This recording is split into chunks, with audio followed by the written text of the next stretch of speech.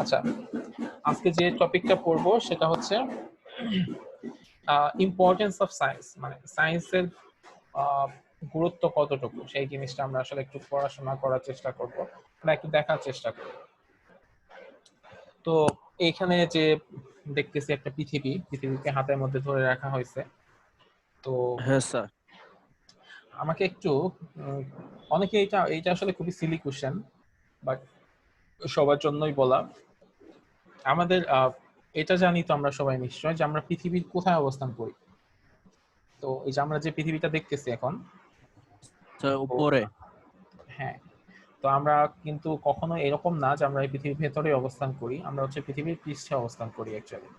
এই পৃথিবীর যে সারফেসটা আছে জি স্যার। সেই সারফেসের মধ্যে আমরা অবস্থান করি। তো এই পৃথিবীর ভেতরে বা এই পৃথিবীর মধ্যে আমরা আসলে অন দা আর্থ আমরা আসলে কি দেখতে পাই, হোয়াট ডু ইউ সি?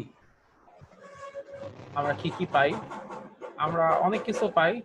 তার মধ্যে কয়েকটা জিনিস হচ্ছে আমরা গ্রাস দেখতে পাই, আমরা ট্রি দেখতে পাই, প্রাণী। হ্যাঁ স্যার। তারপর হচ্ছে আমরা ওশান দেখতে পাই বা সি দেখতে পাই, ডিপ ব্লু সি। ঠিক আছে?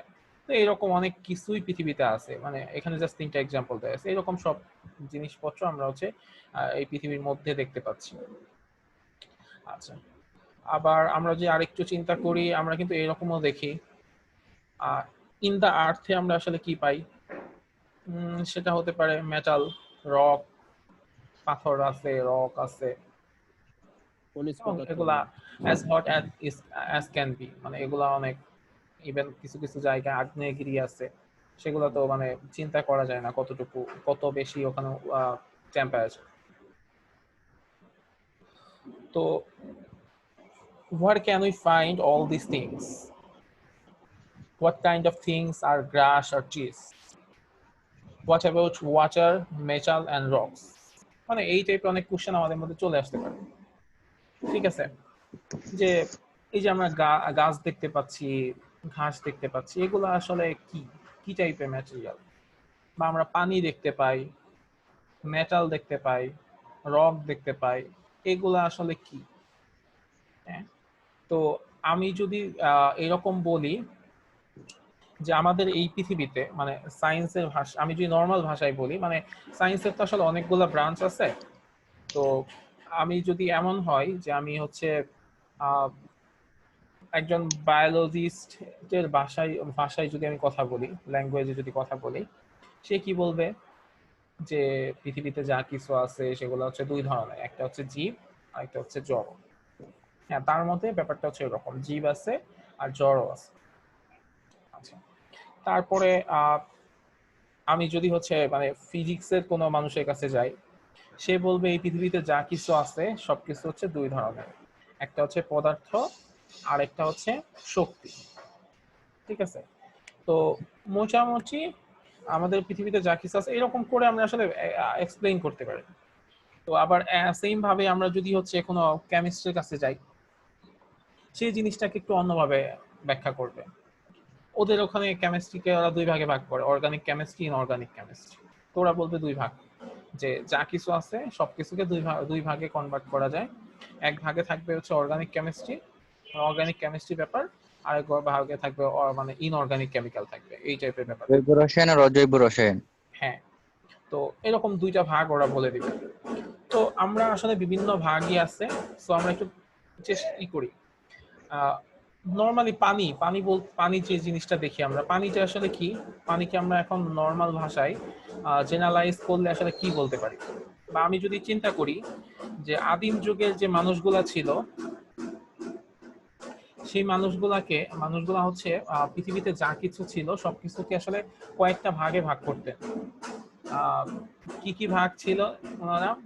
যে ওনারা বলতেন আগুন, তারপর হচ্ছে মাটি, বায়ু, পানি, এরকম চারটা ভাগে ভাগ করতেন। আচ্ছা, একটা মিনিট, আমি একটু আসতেছি।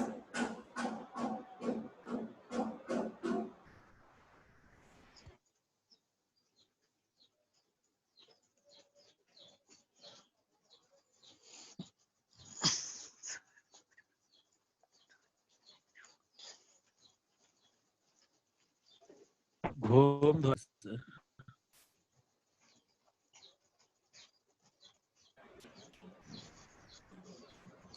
এ বিল্লি। হ্যালো।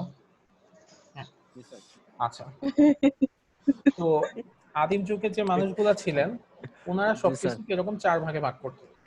তো ওনারা বলতেন যে কি আছে, আগুন আছে, মাটি আছে, পানি পানি আছে। আছে, বায়ু আছে। তো এখন যদি আমরা চিন্তা করি যে ওনারা আসলে কি বলতে চাইছিলেন, যে ওনারা মাটি বলতে যে জিনিসগুলা বুঝাইতেন সেগুলো আসলে কি, এখন সেগুলাকে আমরা বলি কঠিন পদার্থ। মানে মাটি টাইপের, মানে শক্ত টাইপের যে কোনো জিনিসকে আমরা বলি কঠিন পদার্থ বা সলিড। তারপরে আহ পানি টাইপের যে কোনো কিছু, ওনারা যে কোনো কিছুকেই পানি বলতো আগে। তো পানি টাইপের এখন যা কিছু আছে সেগুলোকে আমরা বলি তরল পদার্থ বা লিকুইড। আচ্ছা, তারপরে আহ বায়ু বলতে ওনারা বুঝতো যে কোনো টাইপের গ্যাসীয় জিনিসকে ওনারা বায়ু বলতো। বা বায়বীয় পদার্থ। বায়বীয় পদার্থ বা গ্যাস বলতে আমরা এখন সেটা বুঝি।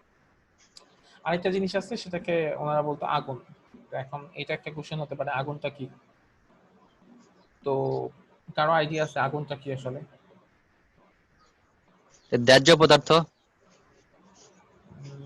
না, দাহ্য পদার্থ তো যে কোনো কিছু হতে পারে, মানে সেটা সলিডও হতে পারে, সেটা লিকুইডও হতে পারে, গ্যাসও হতে পারে।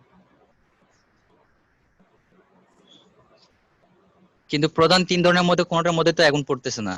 হ্যাঁ, তো আহ, অনেকেই হয়তো জানো, সেটা হচ্ছে যে আগুন মানে পদার্থের একটা চতুর্থ অবস্থা বলা হয়, সেই অবস্থার নাম বলা হয় প্লাজমা। তো আগুন অ্যাকচুয়ালি ওই প্লাজমা স্টেটের মধ্যে পড়ে। প্লাজমা একটা আরেকটা অবস্থা যেটা পদার্থের চতুর্থ অবস্থা।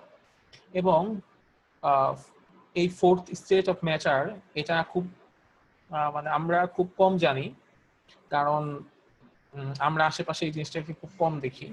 কিন্তু সবাই খুব অবাক হবো একটা শুনলে ব্যাপারটা, যে আমাদের এই পুরা মহাবিশ্ব,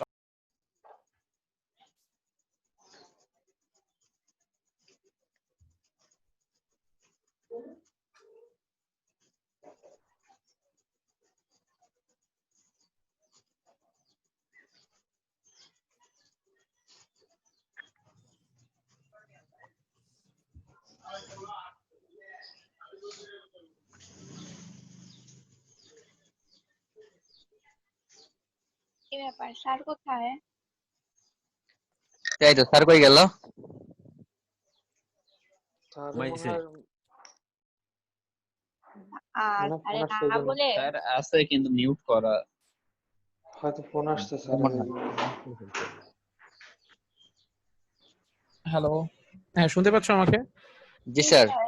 আচ্ছা, ওই যে আমার এই, কি বলে, বাসার পাশে হচ্ছে একটা কনস্ট্রাকশনে কাজ করতেছে ওরা। তো আমি জানালা টানালা সবকিছু বন্ধ করে দিয়ে আসলাম, খুব সাউন্ড হচ্ছে। বুঝতে পারছি স্যার। ও আচ্ছা, তোমরা কি হ্যাঁ স্ক্রিনটা স্যার, দেখতে বুঝতে পাচ্ছ? পারছি, ভালো করছেন স্যার।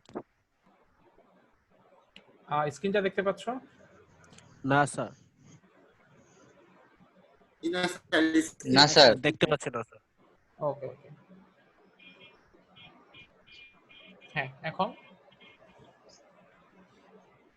আচ্ছা এখন ওকে।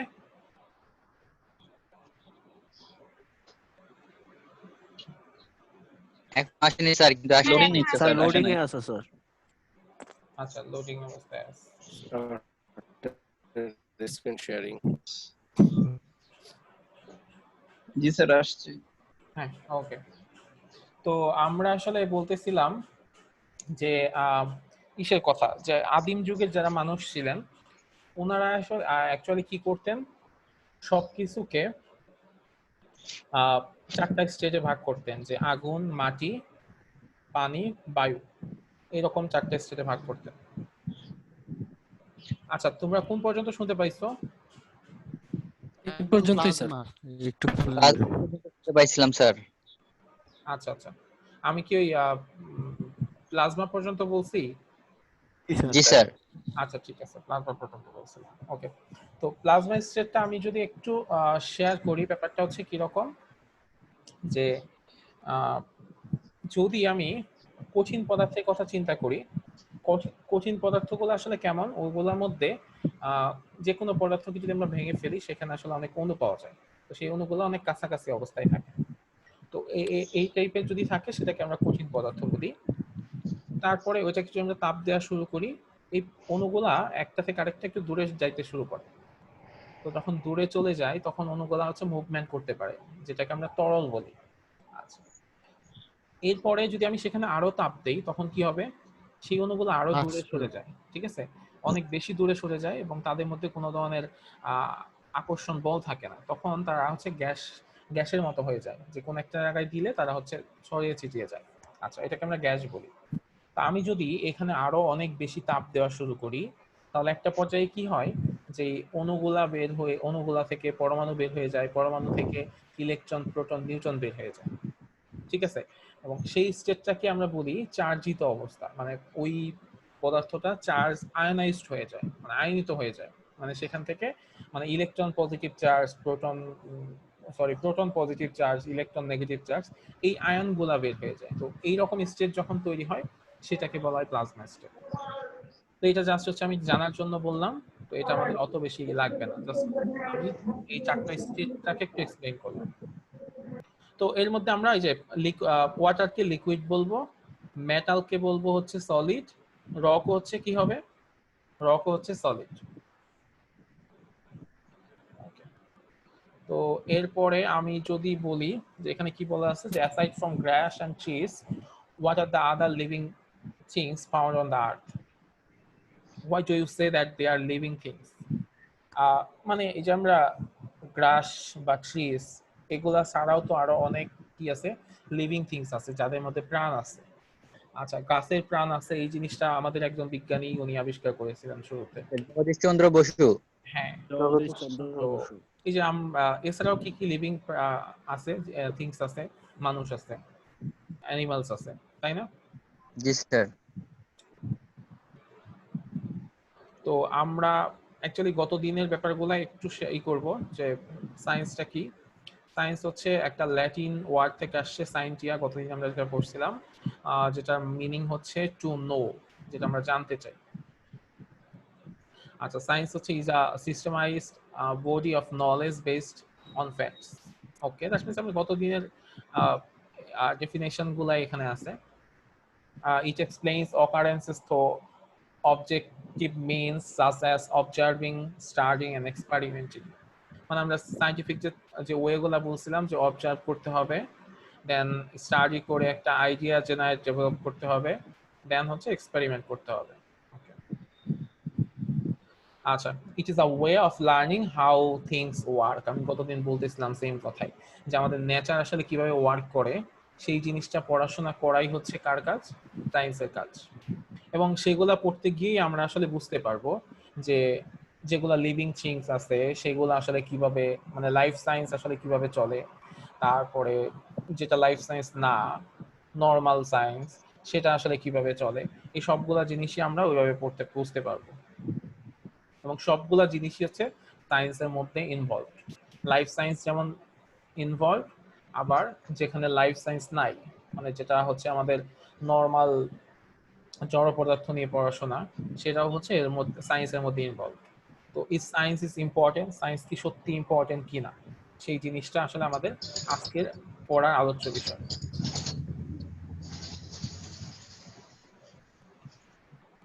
আচ্ছা, তো এই সায়েন্স ইম্পর্টেন্ট কিনা সেটা হচ্ছে the answer lies right in front of our eyes, মানে আমাদের চোখের সামনেই অবস্থিত, যে আমরা আসলে সায়েন্সকে ইম্পর্টেন্ট বলবো কি বলবো না।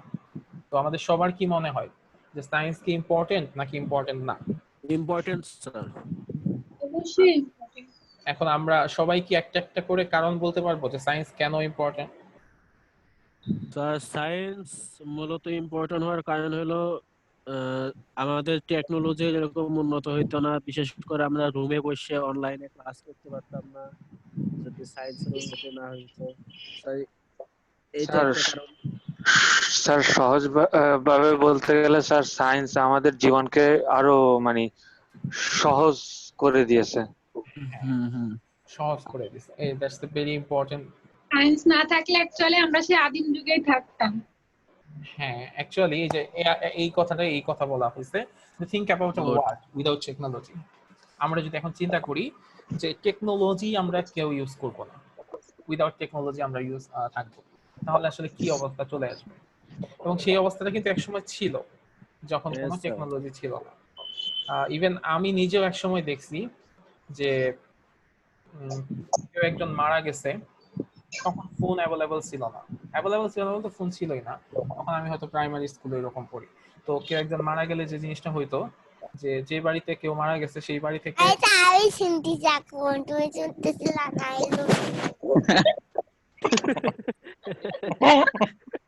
আচ্ছা, তো ইটস ওকে, সমস্যা নেই।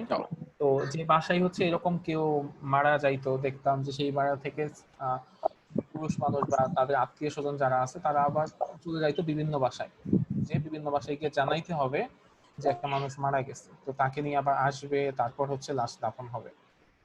মানে ব্যাপারটা চিন্তা করা যায়, মানে এই এই জিনিসটা কিন্তু ছিল, আমরা সবাই দেখছি, অথচ এখন কিন্তু সেই ব্যাপারগুলো নাই। আচ্ছা, একটা সময় ছিল কোনো কম্পিউটার ছিল না, কোনো গাড়ি ছিল না, এক সময় কোনো ভ্যাকসিন ছিল না, কোনো ধরনের অসুখের কোনো কিওর ছিল না, কোনো মেডিসিন ছিল না। Just imagine that world. হয়তো একটা সময় এরকম ছিল যে মানুষ ঢাকায় আসতো কোনো দরকারে হেঁটে হেঁটে। আমি এরকম শুনতাম যে মানুষ হচ্ছে এক দেশ থেকে আরেক দেশে যাইতো, মানে এক সময় জাহাজে যাইতো, প্লেন ছিল না তখন, এটা হজ করতে যাইতো। হেঁটে হজ করতে যাইতো। মানে জাস্ট ইমাজিন দ্যাট, ঠিক আছে? উঠে পিঠে চড়ে এক জায়গা থেকে আরেক জায়গায় যাইতো হ্যাঁ, মরুভূমিতে। উটে চড়ে বা হচ্ছে ঘোড়ায় চড়ে, যাই হোক যেভাবেই হোক মানুষ যাইতো। হ্যাঁ। জাস্ট চিন্তা করা যায় সেই জীবনের কথা, আমরা আমরা আসলে ভাবতে পারতেছি। আচ্ছা, তো life would be very joyless and extremely hard, definitely. Okay, বিজ্ঞানের কারণেই তো মনে হয় যে গ্লোবাল ব্লিচ শব্দটা আসছে না বিজ্ঞানের বদলতে। হ্যাঁ, গ্লোবালাইজেশন যেটা হচ্ছে এটা আসলে বিজ্ঞানের জন্যই হচ্ছে বা টেকনোলজির জন্যই হচ্ছে। আসলে এখানে একটা ব্যাপার আছে যে life would be joyless and extremely hard. আমি আসলে এইটার সাথে একমত যে এক্সট্রিমলি হার্ড হয়তো, কিন্তু একদম যে জয়লেস হয়তো সেটা হয়তো না, কারণ এখনো অনেকের লাইফে জয় নাই, ঠিক আছে? তো হয়তো মানুষ সেখানেও একটা আনন্দ খুঁজে পাইতো, বাট এক্সট্রিমলি যে হার্ড হয়তো এতে আসলে কোনো কনফিউশন নাই। আচ্ছা, জি স্যার। হ্যাঁ ইট ওয়াজ স্যার। নট লং বিজ্ঞান, অ্যাগো। হ্যাঁ, তবে স্যার বিজ্ঞান যেরকম আশীর্বাদ হয়ে আসছে সেরকম অভিশাপ হয়ে উঠতেছে দিন দিন। এটা আসলে ডিপেন্ড করে হচ্ছে ইউজের উপর, যে আমরা আসলে কিভাবে বিজ্ঞানকে ইউজ করতেছি। তা ঠিক। স্যার বিজ্ঞান তো মূলত মানুষের কল্যাণের জন্যই আর কি সৃষ্টি করা হয়েছে, সবকিছু সৃষ্টি করা হয়েছে, বা কিন্তু বিজ্ঞানের আমরা উদ্দেশ্য হচ্ছে মানুষের যারা কল্যাণ। ক্ষতি, আমরা নিজেদের ক্ষতি নিজেরাই করি। একটা মানুষই আমরা এটার অপব্যবহার করতেছি, অথচ এটা হ্যাঁ, যদি হ্যাঁ। ভালো ব্যবহার করি আমরা আরো টেকনোলজি অন্যান্য সবকিছু অনেক উন্নতি করতে পারবো। তো হ্যাঁ, এইটাই। হ্যাঁ, দ্যাটস ইট, এই মানে পুরা এক্স্যাক্টলি এই কথাটাই। তো it was not long ago that this was the case, মানে এই অবস্থা যে ছিল এটা খুব বেশি দিন আগের ঘটনা না, বেশি দিন আগে হয়তো, বাট এটা ছিল, আমরা জানি, আমরা পড়ছি। তো importance of science and technology, they provide answer to many questions about the environment. কি কিসের কোশ্চেনের অ্যান্সার দিতে পারে? যেমন এই পাশে আমরা একটা পুরনো নগরী দেখতে পাচ্ছি, তাই না? তো জি স্যার। এগুলো হয়তো অনেক পুরনো। তো এটা কিন্তু আসলে বের করা সম্ভব যে এই নগরীটা কত বছর আগে তৈরি করা হয়েছিল, এটা এখন বিজ্ঞানীরা বের করতে পারতেছে। ইভেন এইরকম যে একটা গাছ, সেই গাছটা অনেক পুরনো, অনেক বছরের আগে, তো এটা এখন সম্ভব সেই গাছটাকে বের করা যে এই গাছটার বয়স কত। ইভেন হচ্ছে ধরো তুমি কোনো জায়গায় একটা পুরনো কিছু পাইলা, অনেক বেশি পুরনো, তো সেইখান থেকেও আসলে কার্বন টেস্টিং এর মাধ্যমে এই জিনিসটা বের করা সম্ভব যে এই জিনিসের আসলে বয়স কত। এটাকে রেডিয়েক্টিভ ডেটিং বলা হয়। রেডিয়েক্টিভ ডেটিং এর মাধ্যমে মানে যে কোনো বডির মধ্যে আসলে অনেক বেশি কার্বন থাকে, তো এই কার্বন ডেটিং এর মাধ্যমে আসলে যে কোনো কিছুর বয়স হ্যাঁ বের করা স্যার। সম্ভব, সেটা 5,000 বয়স হোক, 10,000 বয়স হোক, সেটাকে বের করে ফেলা সম্ভব। তারপরে আগ্নেয়গিরি অগ্নুৎপাত হয় কেন হচ্ছে, এই জিনিসগুলো আমরা আসলে বুঝতে পারি। বা ইভেন আরো যে ন্যাচারাল ডিজাস্টার গুলো হচ্ছে সেগুলা কেন হচ্ছে সেগুলো আমরা আসলে বুঝতে পারি। তারপরে এখন একটা ব্যাপার খুব বেশি হচ্ছে এবং আমরা দেখি যে আমরা বলি যে আমাদের সি গুলা হচ্ছে দূষিত হয়ে যাচ্ছে, কেন হচ্ছে? বিভিন্ন ইন্ডাস্ট্রির কারণে হচ্ছে, বা যে কারণেই হোক এনভায়রনমেন্টের উপর যেগুলো ইফেক্ট হচ্ছে এই ইফেক্টগুলো আমরা সবই বুঝতে পারি। এক হচ্ছে টেকনোলজির কারণে হয়, কিন্তু আবার আমরা টেকনোলজির মাধ্যমে ব্যাপারগুলো বুঝতে পারি।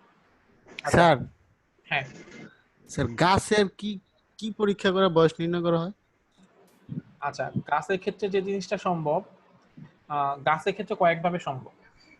মানে মানে একটা গাছ কি দিয়ে তৈরি, মানে ওইখানে অনেক টিস্যু আছে, ব্যাপার আছে। মানে প্রতি বছর বছর ওদের টিস্যু চেঞ্জ হয়, বা প্রতি বছর বছর ওদের প্যাটার্ন চেঞ্জ হয়। মানে যে কোনো একটা গাছের প্রতি বছর বছর নতুন নতুন এটাকে কি বলে, এটা হচ্ছে বোটানি যারা ই করে ওরা ভালো বলতে পারবে। মানে জি স্যার, এজন্য আমরা এজন্য টিস্যুই দেখি বললে স্যার, টিস্যু। আচ্ছা স্যার, এজন্য আমরা দেখতে পাই যে একটা গাছের অনেক বয়স হলে ওটা দেখলে বোঝা যায় যে অনেক দিনের একটা গাছ। হ্যাঁ, তোমাকে জাস্ট আমি একটা এক্সপ্লেইন দেই। আমি হচ্ছে ইন্টার থাকতে এই ব্যাপারগুলো পড়ছিলাম।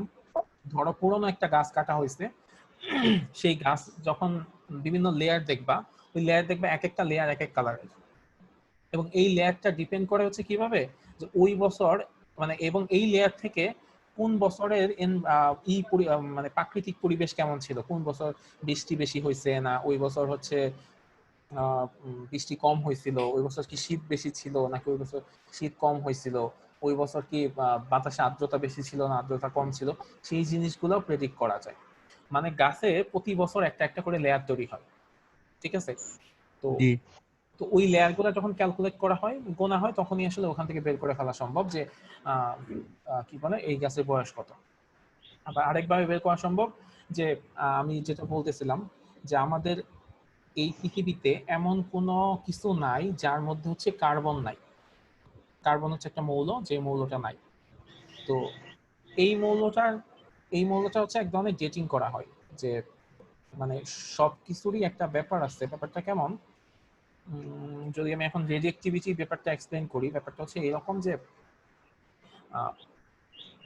কিছু কিছু মৌল আছে একটা নির্দিষ্ট সময় পর পর, একটা সার্টেন সময় পর পর তার যে যে যতটুকু আছে তার অর্ধেক হয়ে যায়। ধরো তোমার কাছে একটা রেডিয়েক্টিভ ম্যাটেরিয়াল আছে, সেই ম্যাটেরিয়ালটা আছে হচ্ছে ধরলাম 10 গ্রাম, ধরে নিলাম আমি 10 গ্রাম আছে। তো ওই রেডিয়েক্টিভ ম্যাটেরিয়ালের এমন যদি হয়, ওই এই টার্মটাকে বলা হয় অর্ধায়ু বা হাফ লাইফ। তোর হাফ লাইফ যদি হয় এরকম যে 30 ডেজ ওর হাফ লাইফ, তো 30 ডেজ পরে ও 10 গ্রাম থেকে হয়ে যাবে হচ্ছে 5 গ্রাম। তোমার কিছু করতেই হবে না, বা তুমি কিছু চাইলেও ওটাকে আটকাইতে পারবে না। তো 10 থেকে হয়ে যাবে 5, আবার 10 দিন পরে হয়ে যাবে 5 থেকে 2.5, তার 10 দিন পরে হয়ে যাবে 2.5 থেকে 1.25, এরপরে আবার আরো কমে যাবে 0.625, এরকম করে প্রতি 10 দিন পর পর ওটা আসলে কমতে থাকে। তো যে কোনো বস্তুর মধ্যে ওই কার্বনের পরিমাণ ক্যালকুলেট করে আসলে ওই জিনিসের বয়স বের করে ফেলা যায়। বুঝতে পারছো? Yes sir, clear. তো টেকনোলজি আরো কি করতেছে, they make certain things possible. যেমন আমরা এখন কি হচ্ছে, মানে বড় বড় জাহাজ আছে যেটার মাধ্যমে আমাদের ট্রান্সপোর্ট খুব ইজি হয়ে গেছে। আমরা খুব ফাস্টেস্ট কার তৈরি করতেছি আমরা খুব সহজে, মানে আমরা তো আগে চিন্তাই করতে পারতাম না, অথচ এখন দেখা যাচ্ছে সেই জিনিসটা পসিবল।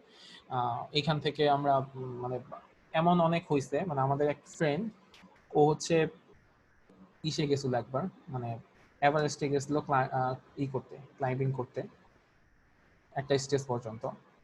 তো এমন হয়েছে ওকে যারা বিদায় জানাইতে গেছে এয়ারপোর্টে, তারা হচ্ছে এয়ারপোর্ট থেকে জাহাঙ্গীরনগর ইউনিভার্সিটি যাওয়ার আগে ও হচ্ছে ইসে পৌঁছে গেছে, মানে ও হচ্ছে এভারেস্টের কাছে। এভারেস্টের কাছে পৌঁছে গেছে। মানে ও ইসে থেকে উঠতেছিল আর কি, নেপাল থেকে উঠতেছিল, ওই ওই পাশ থেকে ও অলরেডি ওই পাশে চলে গেছে। মানে এই পাশে আমরা নিজের দেশে থেকে এক জায়গা থেকে আরেক জায়গায় আসতে পারি না, কিন্তু আরেকজন আরেক দেশে চলে গেছে, মানে এটা খুবই পসিবল। ঠিক আছে, সো মানে আমাদের প্লেন বা রকেট এগুলা যে যে পরিমাণ স্পিড এখন চলে আসছে, ঠিক আছে, তো আমরা হচ্ছে নিমিষে এক জায়গা থেকে আরেক জায়গায় চলে যাচ্ছি। ইভেন সবচাইতে বড় জিনিস হচ্ছে যে আমাদের এখন 1 সেকেন্ডও লাগতেছে না এখান থেকে ইউএসএ তে কি করতে, কমিউনিকেট করতে। পৃথিবীর যে কোনো প্রান্তে আমরা যে কোনো সময় বসে একই সাথে মানুষকে দেখতে পাই, কথা বলতে পারি, ইনফরমেশন শেয়ার করতে পারি, ডাটা পাঠাতে পারি। তো এই জিনিসগুলো পসিবল হয়েছে টেকনোলজির কারণে।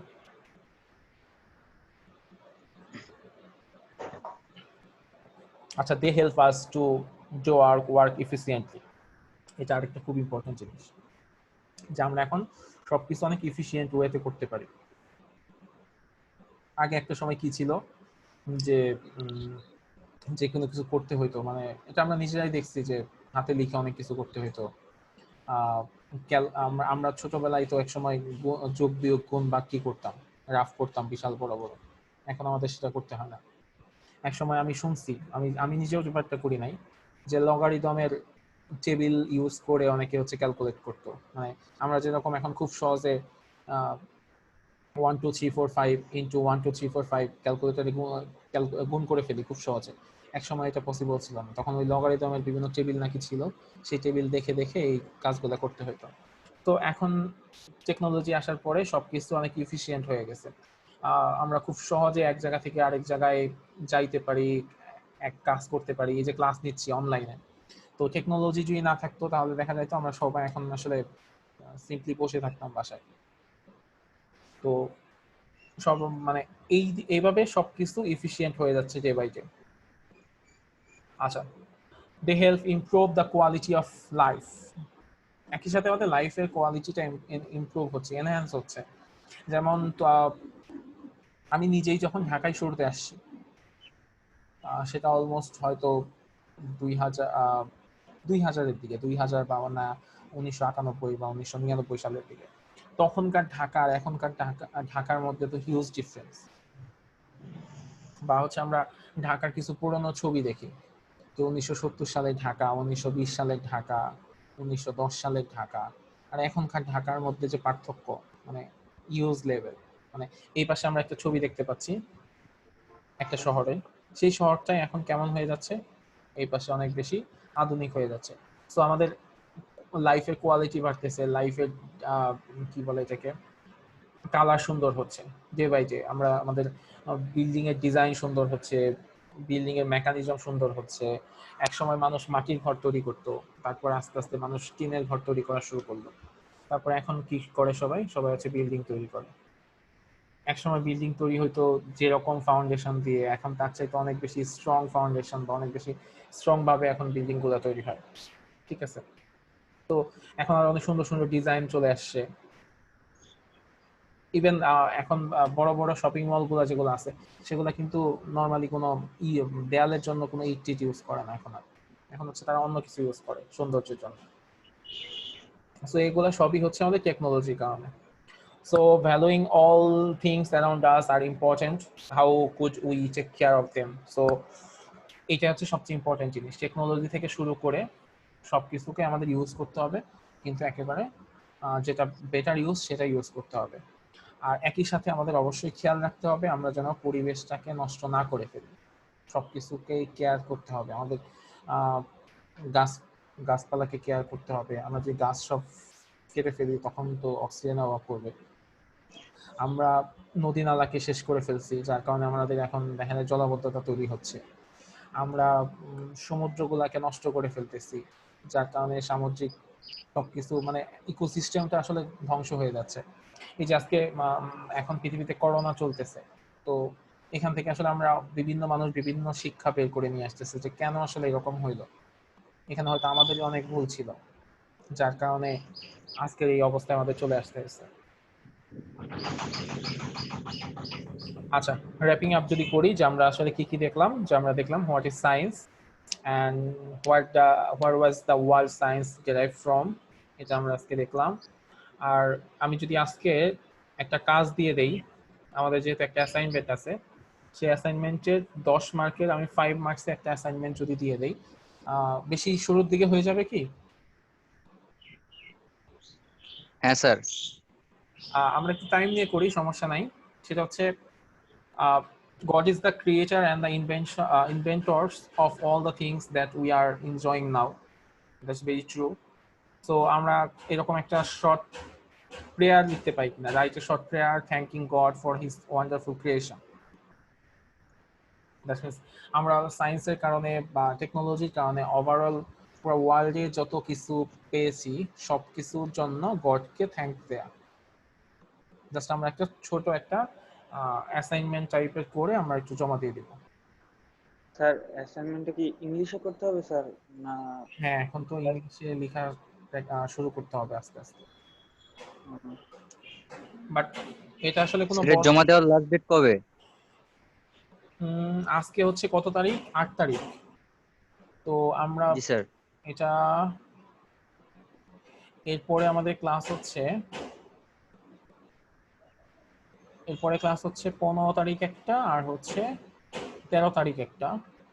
তো আমরা চাইলে 15 তারিখ দিতে পারি বা হচ্ছে এর আচ্ছা ঠিক আছে। তারপরে ক্লাসে দিয়ে দেওয়া যেতে পারে। 15 তারিখে দিই আমরা, এক সপ্তাহ। ওকে আচ্ছা ঠিক আছে স্যার। স্যার 15 তারিখে দিন স্যার, আর হাতে লিখে জমা দিতে হবে আমাদের। হ্যাঁ, আমরা যেটা করব হাতে লিখবো, হাতে লিখে ছবি তুলে আমরা পিডিএফ ফাইল করে জমা দিয়ে দিব স্যার। হ্যাঁ হ্যাঁ, আমি হচ্ছে এই এই কোশ্চেনটা করে দিব, কি বলে, আমাদের গুগল ক্লাসরুমে অ্যাসাইনমেন্ট হিসেবে সাবমিট করে দিব। Okay sir. দেন সেইখানে আমরা স্যার হচ্ছে আপনি কি করব, স্যার পিডিএফ করে স্যার আপনার জিমেইলে দিব নাকি আমরা গুগল না ক্লাসরুমে সাবমিট করে দিব? গুগল ক্লাসরুমে দিব। আমি একটু সবাইকে দেখিয়ে দিই, আমরা কি গুগল Okay, ক্লাসরুমে এর আগে অ্যাসাইনমেন্ট সাবমিট করছি? না জি না স্যার। আচ্ছা, তাহলে একটু দেখাই। এই তো আমাদের ক্লাস। তো এই ক্লাসে যদি আমরা যাই, এই যে আমি একটা যদি ক্লাস ওয়ার্ক দিই এখানে,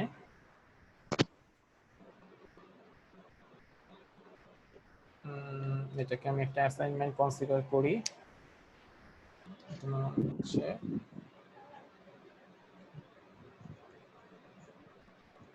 ইম্পর্টেন্স অফ সায়েন্স।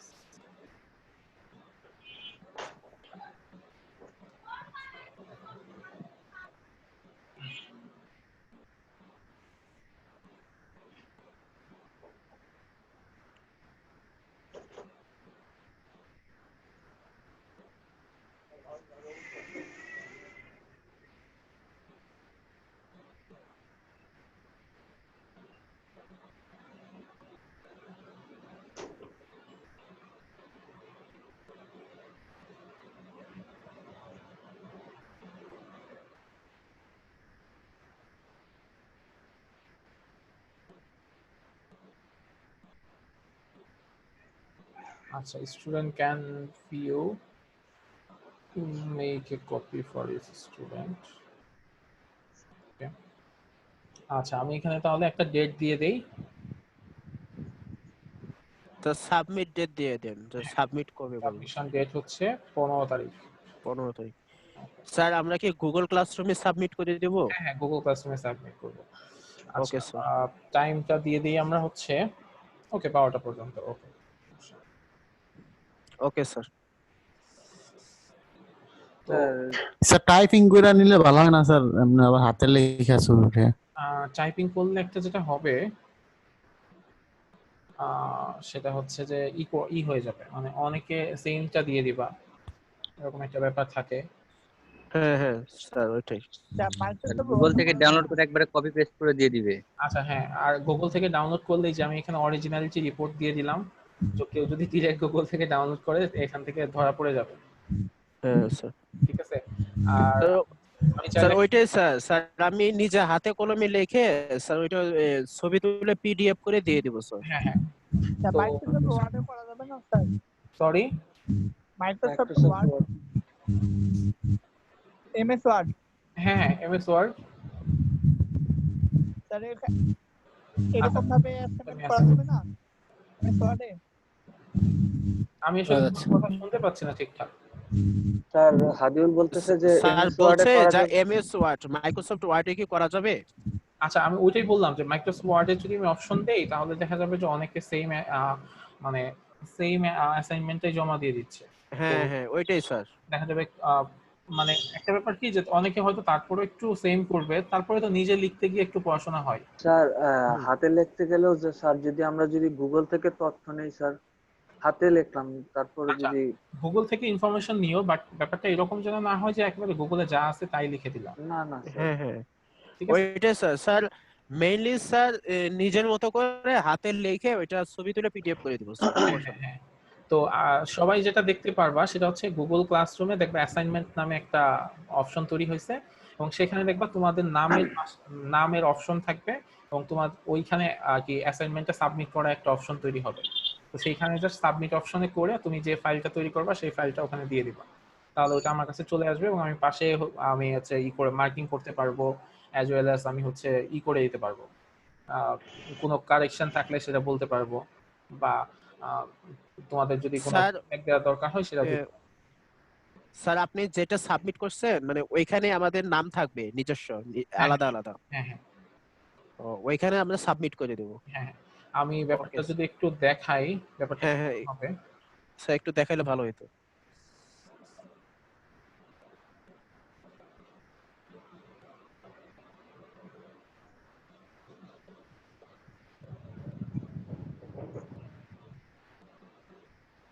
আচ্ছা, যেমন আমি এইটা হচ্ছে আমাদের ফ্যাকাল্টিদের একটা গুগল ক্লাসরুম, তো এখানে তো আমি একটা অ্যাজ এ স্টুডেন্ট, আমি যদি এখানে জয়েন করি, তো এইখানেই যে ধরলাম যে হচ্ছে আমাদের কিছু কাজ দেওয়া আছে, ধরলাম লার্নিং রিফ্লেকশন 1, এরকম কিছু কাজ দেওয়া থাকবে। তো এই যে আমি এখানে চাইলে ভিউ অ্যাসাইনমেন্টটা দেখতে পারবো যে অ্যাসাইনমেন্টটা কি আছে।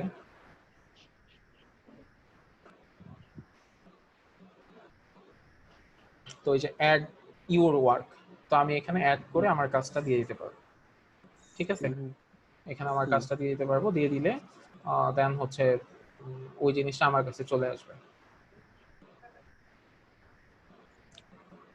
স্যার আমরা আপনার কাছে যখন সাবমিট করব ওইটা আপনার কাছে একবার দেখায় নিলে যে আমরা কোন জায়গায় সাবমিট করব। হ্যাঁ ওকে, সমস্যা নেই, আমাকে দেখাই দিলে হবে, সমস্যা নেই। হ্যাঁ তাহলেই হবে স্যার। স্যার আর প্রবলেম স্যার হবে এই না। অ্যাসাইনমেন্টে যে দিব আমরা, এটা তো খুব বেশি একটা বড় হবে না, যদি এক পেজের মধ্যে আমরা একটা পেজের মধ্যে করে দিই সেটা কি হবে স্যার? হ্যাঁ, এটা এটা আসলে খুব বেশি বড় হওয়ার কথা না এই হ্যাঁ অ্যাসাইনমেন্ট। এটা খুবই ছোট আর কি হবে, এই স্যার, জন্য স্যার বললাম যে একটা পেজের জন্য যদি সর্বোচ্চ আমরা করে স্যার দিই। মনে হয় 3-4 পেজের মতো হবে। 3 পেজ আমার কাছে মনে হচ্ছে অনেক বেশি। না না, এটা অনেক বড় না, এটা খুবই ছোট, কিন্তু আমরা এক পেজও লিখি সেটাও বড় হবে, ছোট না। তিন কারণ চার আমি এটা হচ্ছে জাস্ট একটা মানে ব্যাপারটা হচ্ছে আমরা এরকম করব যে স্যার একটা পাতা মানে 2টা পৃষ্ঠা লিখতে হবে স্যার। হ্যাঁ ওকে ওকে, সমস্যা নাই। ব্যাপারটা হ্যাঁ হচ্ছে স্যার। এইরকম যে এই ওয়ার্ল্ডের সায়েন্সের যে পেপারগুলো আছে বা হচ্ছে আমাদের গড় থেকে আমরা যেসব জিনিসপত্র পেয়েছি, যেমন আমি যদি নর্মাল সিম্পলি পানির কথাই চিন্তা করি, পানিটা আমরা ফ্রি পাচ্ছি, হ্যাঁ, তো জাস্ট গডকে থ্যাঙ্কস দেয়া যে আমরা এই জিনিসটা পাইছি, যার কারণে থ্যাঙ্কস, ঠিক আছে? তো এভাবে মানে করে দুনিয়াতে আমরা যা পেয়েছি স্যার সবকিছুর জন্য ওনাকে হ্যাঁ আমরা একটা থ্যাঙ্কস জানাবো, এই করেই আমরা একটা অ্যাসাইনমেন্ট করব। হ্যাঁ ওকে ওকে স্যার। ওকে। তো তাইলে এটা আমরা 15 তারিখের মধ্যে জমা দিয়ে দিব। ওকে জি স্যার। স্যার, ইনশাআল্লাহ দিয়ে দিব। সাবমিট করার সময় স্যার আপনাকে আমরা সবাই বলবো বা পার্সোনালি আমি বলবো, বলে দেখাই নেবো যে কোন জায়গায় সাবমিট করবো স্যার। ওকে ঠিক আছে, সমস্যা নেই। ঠিক আছে। Sir thank you sir. Sir আমার একটা কোশ্চেন ছিল, সেটা হচ্ছে আমাদের 15 তারিখের মধ্যে আমাদের মিডটার্ম কিছু বাকি আছে একটা সাবজেক্টের, ওইটা অ্যাসাইনমেন্ট এবং মিডটার্ম এক্সাম দিতে হবে। টাইমটা যদি একটু বাড়ানো যেত তাহলে ভালো হতো, কারণ ওটারও স্যার অ্যাসাইনমেন্ট। আমারও স্যার মানে মিড টার্ম আছে 3টা সাবজেক্ট স্যার। হ্যাঁ হ্যাঁ হ্যাঁ, এটা একটা গুরুত্বপূর্ণ কথা, আমার মনে ছিল না। এটা সত্যি গুরুত্বপূর্ণ ব্যাপার। আমাদেরও একটা পরীক্ষা বাকি আছে এখনো আমার মিডে। নিজেরও পরীক্ষা নিতে হবে। তো সেক্ষেত্রে আমরা একটা ক্লাস স্যার করে দিই, মানে 15 তারিখের পরে আমাদের যেদিন ক্লাস সেটা বেশ অনেক দূরে, হ্যাঁ মানে 15 হ্যাঁ তারিখের স্যার, পরে তাহলে আপাতত ওইটাই থাক তাহলে স্যার। 20 তারিখে ক্লাস, তাহলে 20 হ্যাঁ তারিখে স্যার, জমা দিলেই হবে। স্যার 20 তারিখে দিতে পারবো স্যার, তাহলে ঠিক আছে স্যার। হুম। আচ্ছা, এখন হচ্ছে আমরা গতদিন আমরা একটা কাজ দিয়ে দিয়েছিলাম তাই না? সেটা হচ্ছে একটা এক্সপেরিমেন্ট করতে বলছিলাম বাসায়। তো আমাকে যেটা বললো যে ইরানি এক্সপেরিমেন্টটা করছে এবং সে যেটা পাইছে সেটা হচ্ছে 2টা বই আর কলম সে ফেলছিল, 2টা একই সাথে পড়ছে, তাই না? জি স্যার। ওকে। স্যার এই হ্যাঁ এক্সপেরিমেন্ট করছিলাম স্যার। স্যার এটা আসলে স্যার আমি বই আর কলম ফেলি নাই, আমি একটা আম আর একটা স্যার ফেলছিলাম মানে ইটের টুকরা। আচ্ছা আচ্ছা। স্যার আমটা আগে পড়ছে স্যার, স্যার আমটার ওজন বেশি ছিল আর ইটের টুকরাটা পরে পড়ছে। স্যার আমি একটা আর পেপার কার ওয়েট আর একটা কলম দিয়ে পড়ছি, পেপার ওয়েটটা আমি পড়ছি। আচ্ছা, একজন একজন করে বলো। আচ্ছা, যে বলতে চাও একটু হ্যান্ড রাইজ করো। সবাইকে মিউট করে দিচ্ছি, যে বলতে চাও একটু হ্যান্ড রাইজ করো।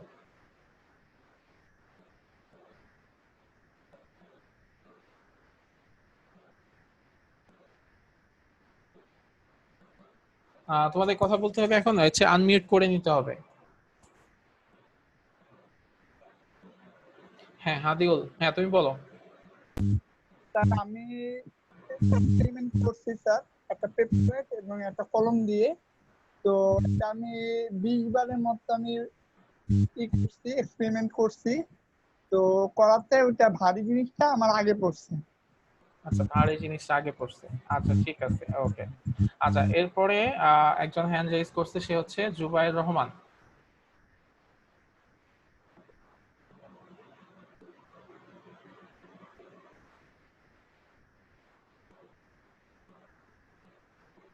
জুবাইর রহমান। স্যার আমারও ভারী বস্তুটা আগে পড়ছে স্যার। ভারী বস্তুটা আগে পড়ছে। আর কেউ?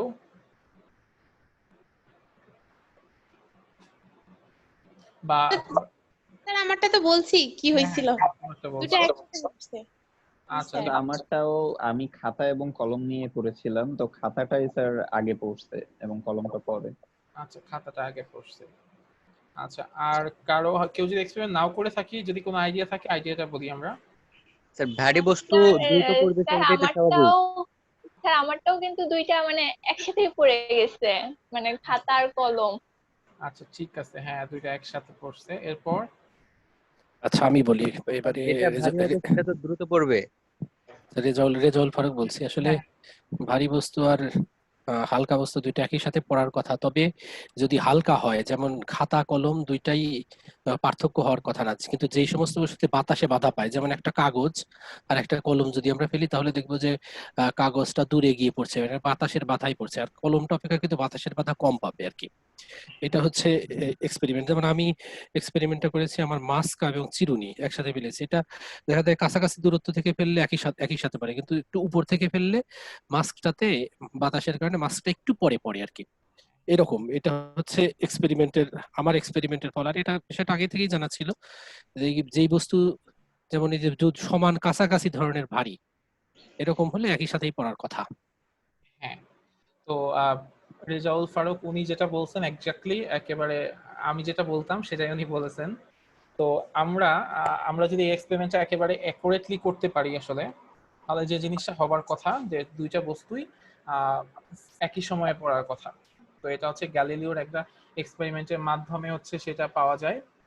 আর এখানে একটা ব্যাপার আছে যে যেসব বস্তুর উপর বাতাসের একটা প্রভাব আছে, মানে বাতাসের বাধার একটা প্রভাব আছে, সেসব বস্তু হয়তো একটু পরে পড়ে, কারণ সেটা হচ্ছে বাতাসে ওটাকে একটা ফ্রিকশনাল, মানে বাতাসের ফ্রিকশনের কারণে সেটা হচ্ছে একটু দেরিতে পড়ে।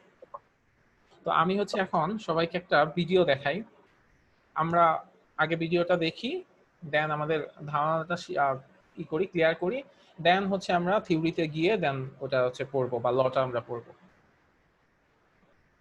প্রশ্ন ছিল স্যার।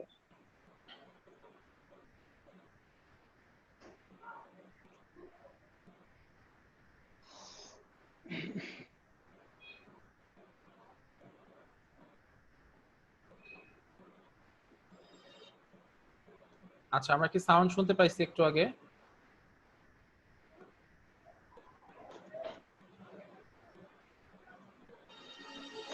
আচ্ছা তোমরা কি সাউন্ড শুনতে পাইছি আমরা? জি স্যার, অল্প একটু স্যার। আচ্ছা ঠিক আছে, ওকে। This is NASA's Space Power Facility near Cleveland, Ohio, and it is the world's biggest vacuum chamber. It's used to test spacecraft in the conditions of outer space, and it does that by pumping out the 30 tons of air in this chamber until there are about 2 grams left. And it's got an eccentric construction, which is part of its history. It was built in the 1960s as a nuclear test facility to test nuclear propulsion systems, and that meant that they built it out of aluminium to make the radiation easier to deal with. Aluminium is not the best thing, strongest material to build a vacuum chamber out of, so they built outer concrete skin, which is part radiation shielding and part an external pressure vessel, so that this thing can take force that's present on the outside when it's pulled out to the conditions of outer space.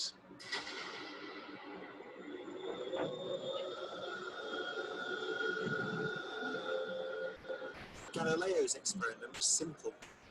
He took a heavy object and a light one and dropped them at the same time to see which fell fastest.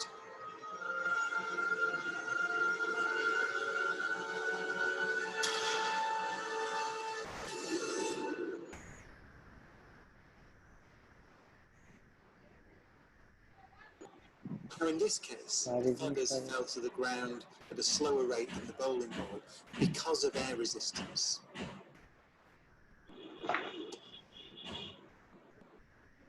So in order to see the true nature of gravity, we have to remove the air.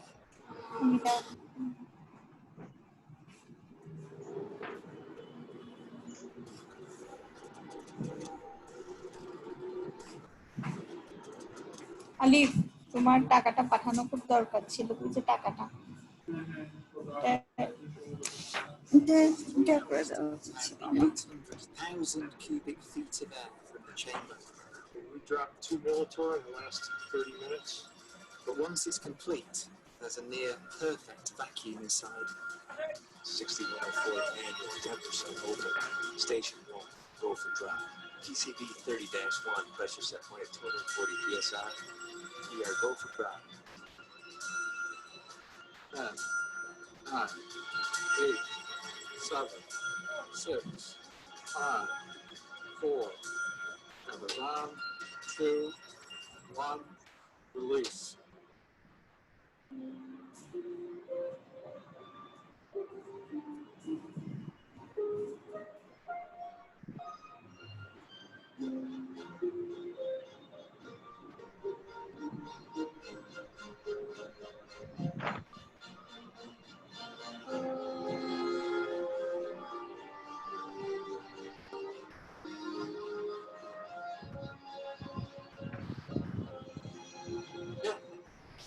Look at that. They came down exactly the same.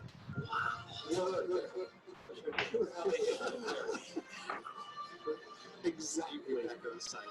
Exactly the same. Feathers don't move, nothing. Look at that. That's just brilliant.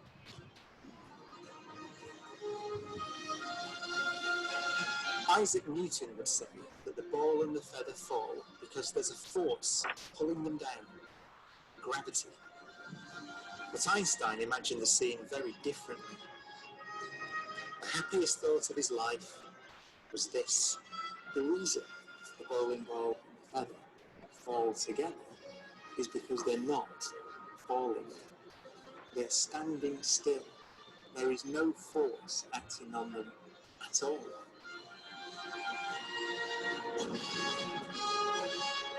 He reasoned that if you couldn't see the background, there'd be no way of knowing that the ball and the feathers were being accelerated towards the earth. So he concluded they weren't.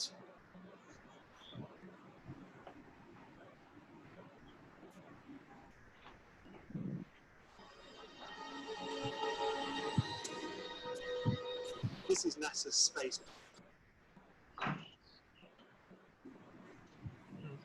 আমরা সবাই কি এখন ব্যাপারটা একটু বুঝতে পারছি? জি sir. জি sir. আসলে ব্যাপার যেটা হয় যে সব বস্তুই আসলে সমান একই সময়ে পড়বে। তো আমাদের যেহেতু বাতাসের বাধা থাকে, তো ওই এই রুমটাকে হচ্ছে একটা করে ফেলা হয়েছে, মানে এবার এই রুমের ভেতর থেকে সব এয়ারকে বাইরে বের করে ফেলা হয়েছে, মানে পুরো রুমটাকে ভ্যাকুয়াম করে ফেলা হয়েছে, শূন্য করে ফেলা হয়েছে। এর ভেতরে কোনো ধরনের এয়ার ছিল না, যার কারণে ওই রুমের ভেতরে কোনো মানুষ থাকাও পসিবল ছিল না। তো দেন আমরা কি দেখতে পাইলাম যে একটা সিম্পল একটা পালক, যেটা হচ্ছে বাতাসে সবসময় উড়ে বেড়ায়, সেই পালকটার এত ভারী একটা বল, দুইটা বস্তু একই সাথে তারা হচ্ছে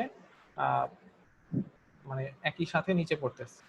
ঠিক আছে, সো আমরা যারা এক্সপেরিমেন্ট করছিলাম তাদের মধ্যে যাদের হচ্ছে একই সাথে পড়ছে তাদের এক্সপেরিমেন্ট আসলে অ্যাকুরেটলি হয়েছে, আর যাদেরটা পড়ে নাই তারা যদি আবার চেষ্টা করি এখন থেকে দেখবো যে ঠিকই এক্স্যাক্টলি পড়তেছে।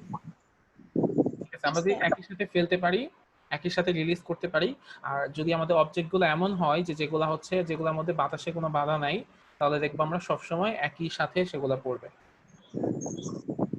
তো এই কনসেপ্টটা আসলে আসছে কোত্থেকে? এই কনসেপ্টটা আসছে হচ্ছে গ্যালিলিওর একটা কনসেপ্ট থেকে।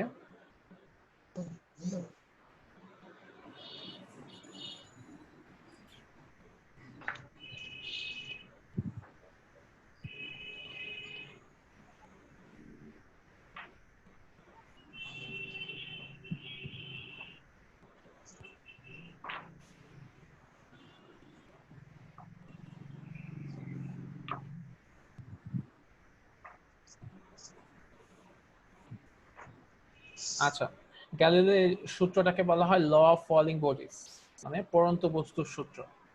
যে একটা বস্তু যখন পড়ে, এবং সেটা পড়ার কারণ হচ্ছে যে ফ্রি ফল, এটাকে বলা হয় ফ্রি ফল। মানে আমি একটা বস্তুকে নিচের দিকে ফেলে দিলাম, সেটা এর মধ্যে ইনক্লুডেড হবে না। একটা বস্তু যদি ফ্রি ফল হয়, যেমন সেই বস্তুটা শুধুমাত্র অভিকর্ষ স্তর, মানে অভিকর্ষ বলে আকর্ষণে যদি নিচে পড়ে, তাহলে সেই বস্তুর ক্ষেত্রে এই সূত্র প্রযোজ্য হবে। তো ফ্রি ফল বডিজের ক্ষেত্রে যে ল আছে, সেই লটা আসলে গ্যালিলিও ফার্স্ট হচ্ছে এক্সপ্লেইন করে। তো সেই লয়ের ফার্স্ট যে সূত্র ছিল, সেই সূত্রটা ছিল এরকম: in vacuum all the freely falling bodies starting from rest travel equal distance in equal interval of time। মানে শূন্য স্থানে পড়ন্ত বস্তু যদি একটা রেস্ট অবস্থা থেকে বা একটা মানে স্থির অবস্থা থেকে যাত্রা শুরু করে, তাহলে সে একটা নির্দিষ্ট সময়ে নির্দিষ্ট দূরত্ব অতিক্রম করবে। মানে আচ্ছা, যতগুলা বস্তু থাকবে সবগুলা বস্তুই একটা নির্দিষ্ট টাইমে একটা নির্দিষ্ট ডিস্টেন্স অতিক্রম করবে। ঠিক আছে? এখন সেই বস্তুটা ভারী হইলো না সেই বস্তুটা হালকা হইলো, সেটা এখানে ফ্যাক্ট করবে না। ফ্যাক্ট করবে হচ্ছে এটা, যে ওই বস্তুটা যে ভরেরই হোক না কেন, সে যেহেতু অভিকর্ষ বলের কারণে পড়তেছে, তাহলে সব ভরের বস্তু হচ্ছে একটা নির্দিষ্ট সময়ে সমান দূরত্ব অতিক্রম করবে। In vacuum, all the freely falling bodies starting from rest travel equal distance in equal interval of time। ঠিক আছে? বুঝতে পারছি ব্যাপারটা একটু? জি স্যার। জি স্যার। তো এরপরে সেকেন্ড লটা কি? সেকেন্ড লতে বলছে starting from rest the velocity of a freely falling body is proportional to the time taken to fall। আচ্ছা, তার মানে হচ্ছে যখন ওইটা বস্তুটা স্থির অবস্থা থেকে পড়া শুরু করবে, ওই ফ্রিলি ফলিং বডিজের যে ভেলোসিটি হবে, মানে গতি হবে, সেই গতিটা হবে এইরকম: is proportional to the time taken to fall. মানে টাইম যত বেশি সময় লাগবে ওই বস্তুর ভেলোসিটি তত বেশি হবে। আচ্ছা, এটা আমরা কিন্তু বাস্তবেও দেখতে পাই। ধরো আমরা প্রায় সময় কি করি, বিছানা থেকে ফ্লোরে লাফ দিই, তাই না? বিছানা থেকে ফ্লোরে লাফ দিলে কি আমাদের কোনো সমস্যা হয়? না স্যার, হয় না। আমরা যদি ওয়ার্ড্রপের উপর থেকে লাফ দিই, তখন দেখা যায় যে একটু সমস্যা হওয়ার কথা, হালকা। এটা তাও কিছু হবে না। না স্যার, তাও কিছু হয় না স্যার। তাও কিছু হয় না। তো আমরা যদি একতলা ছাদ থেকে লাফ দিই, তখন কি হবে? স্যার কোমরটা ভেঙে যাবে স্যার। কোমরটা মানে নাও ভাঙলেও মানে মাটিতে পড়ে যাবে, কিছু খুব একটা জোরে লাগবে স্যার। হ্যাঁ, যদি দোতলা থেকে লাফ দেই তখন দেখা যাবে যে কোমরটা ভাঙবে। তিনতলা থেকে লাফ দিলে তখন কোমরের সাথে আরো কিছু ভাঙবে। জি স্যার, মেরুদণ্ড ভেঙে যাবে স্যার। এরপর যদি আমরা এরকম 100 থেকে লাফ দিই, তখন কি হবে? স্যার সুসাইড করা স্যার, এটা মারা যাইতে হবে আর কি।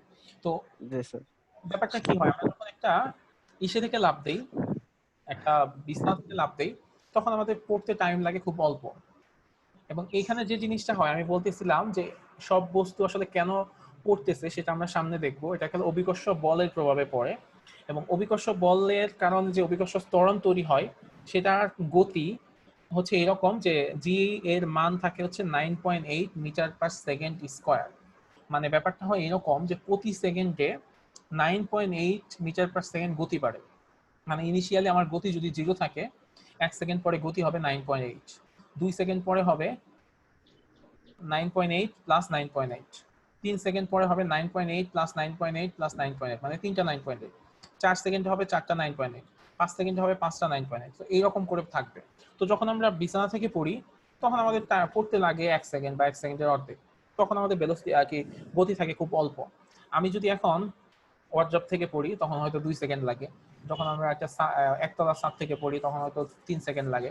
যখন আমি 100 তলা থেকে পড়বো তখন আমার টাইম লাগবে অনেক বেশি, এবং 100 তলা থেকে পড়তে আমার যত টাইম লাগবে আমার গতি তত বেড়ে যাবে। তো আমার যখন অনেক বেশি গতি তৈরি হবে আমার নিজের মধ্যে, তখন আমরা যে নিউটনের ল জানি, তৃতীয় সূত্রটা জানি, প্রত্যেক কি আছে ক্রিয়ারই বিপরীত এবং সমান প্রতিক্রিয়া আছে, তাই না? তো আমার কি হবে, আমার মধ্যে যদি অনেক বেশি ভেলোসিটি থাকে এবং সেই ভেলোসিটি দিয়ে আমি যখন ফ্লোরে আঘাত করব, ফ্লোর কি করবে? ফ্লোরে আমি আঘাত করছি, ফ্লোর তো দেখে মনে হয় গোবেচারা, কিন্তু ও তো আসলে গোবেচারা না। আমি ফ্লোরকে যতটুকু ফোর্স দিয়ে আঘাত করব ও আমার ঠিক ততটুকু ফোর্স দিয়ে আঘাত করবে, এবং এই কারণেই হচ্ছে আমরা আসলে মরে যাই বা আমাদের হাড্ডি টাড্ডি সব ভেঙে যায়। ঠিক আছে, ব্যাপারটা আসলে এইখানে। আচ্ছা, এখানে আরেকটা জিনিস কি বলছে যে থার্ড একটা ল আছে, থার্ড লটা কি, starting from race the distance traversed by a freely falling body is proportional to the square of the time to fall.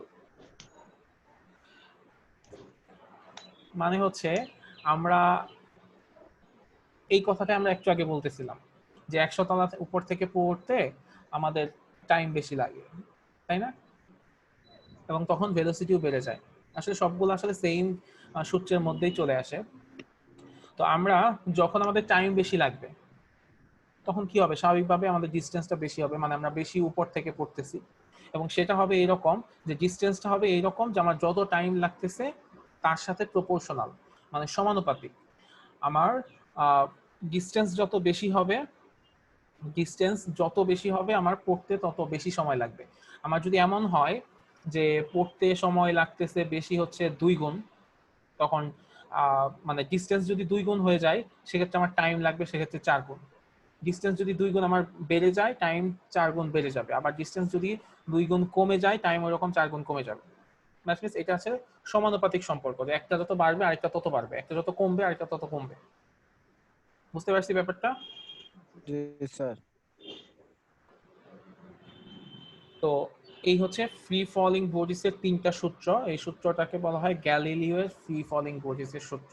ঠিক আছে, তো এই সূত্র থেকে আমরা আসলে কি শিখতে পাই? এই সূত্র থেকে আসলে আমরা শিখতে পারবো হচ্ছে এরকম কিছু জিনিস, যে after completing this loss the learners will able to explain Galileo's law of falling bodies. They can apply, the students will be able to apply all the equations for motion of an object in free fall. আরেকটা জিনিস করতে পারবে সে কি, সেটা হচ্ছে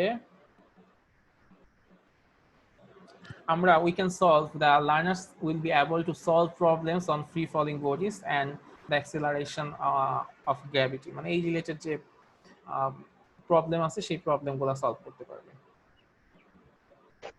sir সেকেন্ডটা একটু বোঝায় দেন।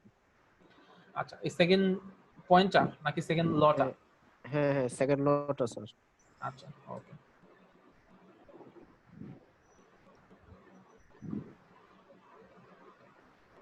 আচ্ছা, সেকেন্ড লটা বলছে এরকম যে ফ্রি ফল বডি সবগুলা হচ্ছে রেস্ট অবস্থা থেকে পড়ে, মানে একেবারে শুরুতে স্থির থাকে তারপর পড়ে যায়। তো এই ফ্রি ফল বডিস যে বডিগুলো থাকবে সেই বডিগুলোর ভেলোসিটি বা গতি বাড়বে কার সাথে সাথে? টাইমের সাথে সাথে, মানে টাইম যত বেশি লাগবে তার গতি তত বেশি হবে। যদি একটা বস্তু পড়তে 5 সেকেন্ড লাগে, সেটা যখন পড়বে ঠিক পড়ার আগ মুহূর্তে তার যে গতি থাকবে, আর আরেকটা বস্তু সে যদি 10 সেকেন্ড ধরে পড়ে, তাহলে ওই বস্তুর গতি হবে আগের বস্তুর গতির চাইতে অনেক বেশি। মানে যে বস্তু মানে আমি একটা পড়ন্ত বস্তুকে যখন ফেলে দিব, যেখান থেকে আমি ফেলে দিব সেইখান থেকে মাটি পর্যন্ত নামতে টাইম যত বেশি লাগবে ওই বস্তুটার গতি তত বেশি হবে। বুঝতে পারছি ব্যাপারটা? হ্যাঁ স্যার, বুঝতে পারছি। ঠিক আছে, এখন তুমি বলো টাইম কখন বেশি লাগবে? যদি হাইট বেশি হয়। হ্যাঁ স্যার, তার মানে এটা আবার হাইটের সাথে সম্পর্কিত, যে হাইট যদি বেশি হয় সেক্ষেত্রে টাইম বেশি লাগবে, আবার টাইম বেশি লাগলে ভেলোসিটি বেশি হবে। মানে সবগুলা সেম জিনিস। আর এখানে আরেকটা জিনিস একেবারে সবচেয়ে ইম্পর্টেন্ট যে লটা, সেটা হচ্ছে ফার্স্ট ল। ফার্স্ট লতে কি বলছে? In vacuum all the free falling bodies starting from rest travel equal distance in equal interval of time. মানে সব বস্তুই, সেটা যত ভারী হোক, সেটা যত হালকাই হোক, যেটাই হোক না কেন, সব বস্তুকে যদি আমি রেস্ট অবস্থা থেকে ছেড়ে দেই ভ্যাকিউমের মধ্যে, তাহলে সব বস্তু একটা নির্দিষ্ট সময় একটা নির্দিষ্ট দূরত্ব অতিক্রম করবে। তার মানে কোনোটাই আগে পড়বে না বা কোনোটাই পরে পড়বে না, সব হচ্ছে সেম সময়ে পড়বে বা একই সাথে পড়বে। কিন্তু আমরা যখন প্র্যাকটিক্যাল এক্সপেরিমেন্ট করি, যখন এয়ার এর মধ্যে করি, তখন দেখি যে এই এরকম পালক টাইপের যে জিনিসটা আছে সেটা উপরে থাকে আর ভারী বস্তুটা নিচে পড়ে যায়।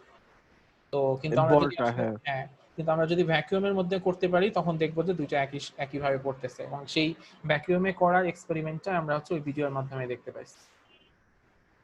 এই যে অ্যাভয়েডিং এয়ার রেজিস্ট্যান্স, কারণ কি হয় যে এয়ার রেজিস্ট্যান্সের কারণে বা এয়ার ফ্রিকশনের কারণে যে জিনিসটা হয়, ওই পালকটা বা একটা কাগজের টুকরা সে কি হবে, বাতাসের কারণে সে হচ্ছে একটু দোলা শুরু করবে, ঠিক আছে, যার কারণে কি হয় যে ওই বস্তুটা সেম সময়ে পড়ে না। কিন্তু যদি এমন কোনো বস্তু আমরা বাতাসেও ফেলতে পারি যাদের উপর আসলে বাতাসের কোনো এফেক্ট নাই, যেমন আমি যদি দুইটা বইকে টু আমাদের স্যার, তাই না স্যার? হ্যাঁ হ্যাঁ স্যার, এটা আমাদের লেকচার 2 তো। হ্যাঁ, এটা আমাদের লেকচার 2 স্যার। এটা তো গুগল ক্লাসরুমে দিয়ে দিয়েছে অলরেডি স্যার। গুগল ক্লাসরুমে এটা দিছি কিনা আমি বলতে পারতেছি না স্যার। এটা মনে হয় দেন নাই স্যার। হ্যাঁ, এটা আমি দিয়ে দিব, সমস্যা নেই। Okay sir. স্যার একটা প্রশ্ন ছিল স্যার। হ্যাঁ শিওর স্যার, ওই যে আমরা ছোটবেলায় সাধারণ বিজ্ঞান বইতে পড়ছি যে লোহার তৈরি জাহাজ ভাসে, পানিতে ভাসে, কিন্তু লোহার যে একটা খন্ড ডুবে যায়। স্যার, এটার উত্তর ছিল যে লোহার তৈরি জাহাজটা হালকা হয়, এই জন্য ভাসে, কিন্তু লোহাটা ভারী, এই কারণে মানে ডুবে যায়। স্যার, এইটা কি রিয়েল কারণ না অন্য কোনো কারণ? না না, তুমি যেটা বলছো এটাই কারণ, কিন্তু এখানে একটা ব্যাপার আছে, মানে লোহার তৈরি জাহাজ যেটা বানানো হয় সেটার ভেতরের অংশটা ফাঁপা থাকে। তো ভেতরের অংশটা ফাঁপা থাকার কারণে যেটা হয়, ওটা যখন হচ্ছে পানিতে ভাসে, তখন ও যে পরিমাণ জায়গা দখল করে তার চাইতে বেশি জায়গা ওর ভেতরে ফাঁপা অবস্থায় আছে, যার কারণে ওটা ভাসতে পারে। কিন্তু আমরা যখন লোহার সাইকেল চালাই বা কিছু একটা চালাই, ওর মধ্যে আসলে ওই রকম কিছু নাই, যার কারণে ওটা বা একটা সাইকেল যদি আমরা পানিতে দেই, সাইকেলের মধ্যে ওরকম ফাঁপা কোনো অংশ নাই, যার কারণে ও যতটুকু জায়গা দখল করে সেইটাকে কাভার দেওয়ার মতো অবস্থা ওর ভেতরে নাই, এই কারণে ওটা হচ্ছে ডুবে যাবে। স্যার, আরেকটাও তো জানি যে আমরা যে মানে জাহাজটা যেটুকুর মধ্যে অবস্থান করে ওইটুকুর পানির ওজন বেশি আর জাহাজের ওজন কম, যার কারণে হ্যাঁ, মানে আমি ওই কথাটাই বলছি যে জাহাজ হচ্ছে যখন পানিতে ভাসবে, ও যতটুকু জায়গা অকুপাই করবে, ঠিক আছে, যতটুকু জায়গা অকুপাই করে ওর চাইতে বেশি ওজনের পানি ও হচ্ছে ওর ভেতরে ফাঁপা অংশ হিসেবে থাকে, ঠিক আছে। হ্যাঁ স্যার, বুঝতে পারছি। আচ্ছা, এখানে আসলে ইসের ব্যাপার আছে, প্লবতার কিছু ব্যাপার আছে। তো আমাদের সিলেবাসে মনে হয় প্লবতাটা নাই, থাকলে আমি এটাও পড়াইতাম তোমাদেরকে। তারপর আমি দেখি সিলেবাসের বাইরেও যদি হয়, তারপর আমি চেষ্টা করব প্লবতাটা তোমাদের পড়াইতে।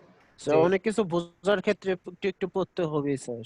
ঠিক আছে, তাহলে আমরা চেষ্টা করব প্লবতাটাও আমাদের সিলেবাসে আনতে, এবং আমরা সেটা দেখার চেষ্টা করব যে আসলেই কেন হচ্ছে জাহাজটা ভাসে কেন আর নর্মাল ইটা কেন ডুবে যায়। এরকম তোমাদেরকে আমি একটা ব্যাপার বলি, দেখবা অনেক সময় কি করে, যে আমাদের যে হাঁড়ি পাতিল গুলা আছে, এই পাতিল গুলা কি হয়, পানিতে ভাসে না? হ্যাঁ স্যার। কেন ভাসে? কারণ ওর ভেতরে একটা মানে ও যতটুকু জায়গা দখল করছে পানির মধ্যে, তার চাইতে বেশি ওজনের জায়গা ওর ভেতরে ফাঁপা অবস্থায় আছে। কিন্তু আমি যদি একটা প্লেট দেই, প্লেটটা আসলে বেশিক্ষণ ভাসবে না। বা আমি যদি একটা সিম্পলি হচ্ছে একটা টিনের পাত দেই, সেটা ডুবে যাবে, কারণ ওর মধ্যে ওরকম ফাঁপা কোনো জায়গা নেই।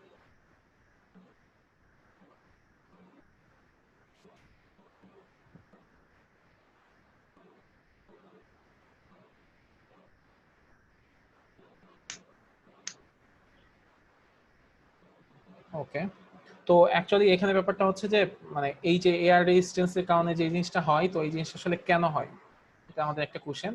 তো এই জিনিসটা যে জন্য হয় সেটাকে বলা হয় গ্র্যাভিটি। যে গ্র্যাভিটি বলতে গ্র্যাভিটি মানে হচ্ছে অভিকর্ষ। অভিকর্ষ মানে হচ্ছে এমন একটা জিনিস যে এই মহাবিশ্বের প্রতিটি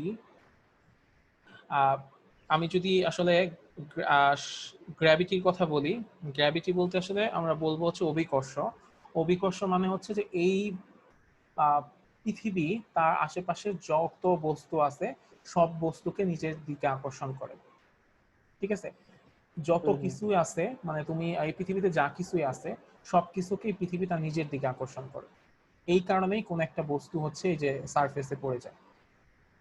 So gravity হচ্ছে is the force of attraction between the earth and or any other object.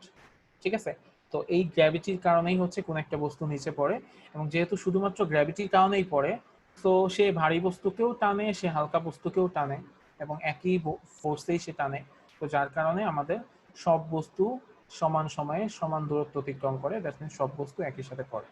তো এই জিনিসটা আমরা নেক্সট দিন হচ্ছে একেবারে ডিটেইল পড়বো, গ্র্যাভিটি বা গ্র্যাভিটেশনাল অ্যাক্সেলারেশন কি, বা এখান থেকে নিউটনস ল অফ গ্র্যাভিটেশন থেকে কি ব্যাপারে জি এর মানগুলো আসলো, বা এখানে একটা টপিক আছে গ্র্যাভিটির সাথে গ্র্যাভিটেশনে একটা ব্যাপার আছে যে গ্র্যাভিটেশনটা আসলে কি।